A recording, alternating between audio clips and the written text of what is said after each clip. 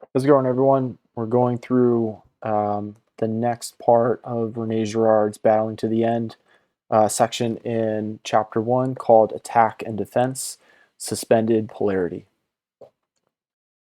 This is Benoit talking. It is striking how your analysis in Violence and the Sacred overlap with Clausewitz's first intuition that, in a way, real wars mask absolute war, towards which they are constantly tending.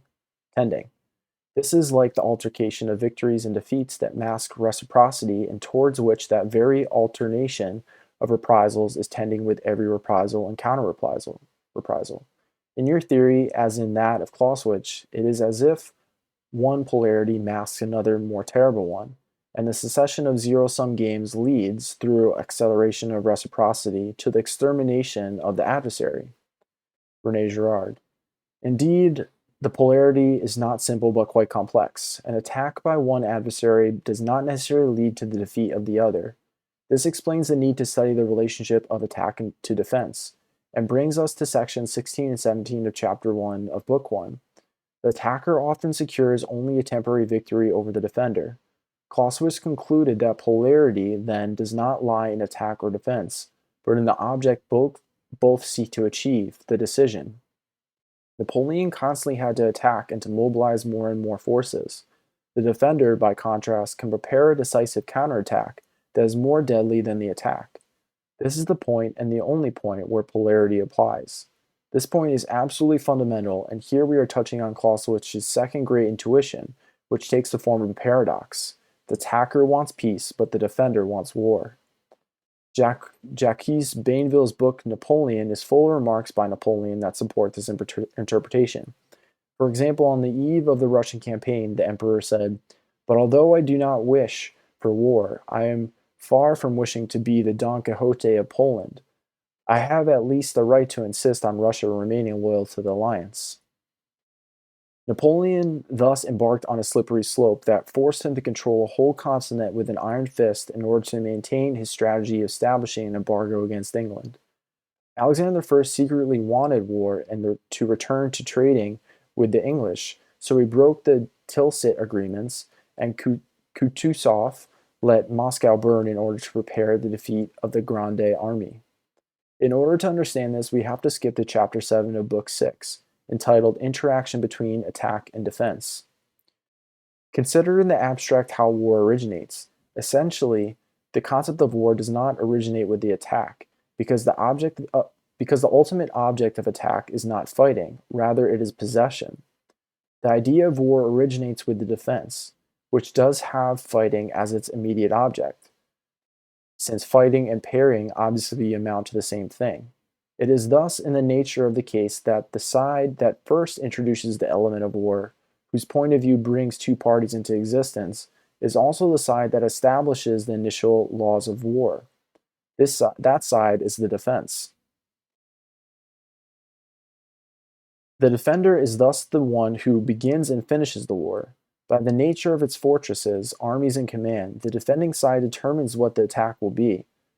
It has the choice of terrain and the support of the people, and benefits from the fatigue experienced by the attacking side, whose initial momentum gradually weakens. Finally, it decides when to counterattack. It thus controls the game, in accordance with the rule that it is always easier to keep than to take. For this, we can conclude that the concept of defense encompasses that of attack, and that is the most apt to make real war consistent with the concept of war. Clausewitz repeatedly writes "Benti sunt possidentes." Note that this is quite consistent with mimetic theory. The model, the side that will have to defend itself, is the one in possession of something that the adversary tries to take or take back. It is thus the one that dominates and ultimately dictates its rules to the other. The escalation to extremes also involves what I have called double mediation, because it is always difficult to know who attacks first. In a way, it is always the one that does not attack. This is exactly the same as in some criminal cases where the victim, much more than the accused, is the real guilty party. When violence is involved, wrongs are always shared. Alexander I fascinates Napoleon as much as Napoleon fascinates him. The mimesis of appropriation, which dictates the attacker's behavior, nonetheless implies a response, and that will be the counterattack, a means of defense. There will then also be defenses on the side that has to ward off the counterattack. Clausewitz provided a clear description of this, yet it is still the initial defender that dominates. This and only this is the point at which the principle of polarity applies. Absolute polarity prepared by relative polarities. We should speak less of the risk of self-destruction and more of the triumph of violence when we consider the primacy of defense over attack. Violence will increasingly dominate. This is the principle of the superiority of defense. Thus, Clausewitz did not advocate total war, as Liddell Hart, his most critical commentator in the 20th century, thought. Instead, he showed that the defender dictates the rules to the attacker, which is very different, though the result is the same. In this regard, Clausewitz sees very clearly that modern wars are as violent as they are only because they are reciprocal. Mobilization involves more and more people until it is total, as Ernst Jünger wrote of the 1914 war. So I thought that was a good section to highlight because it's, I guess, a little bit more granular and instructive of how this how escalation to extreme works and how the defender also has this energy, this pent up ability to escalate the conflict if they so choose. So they have a lot of power in the situation.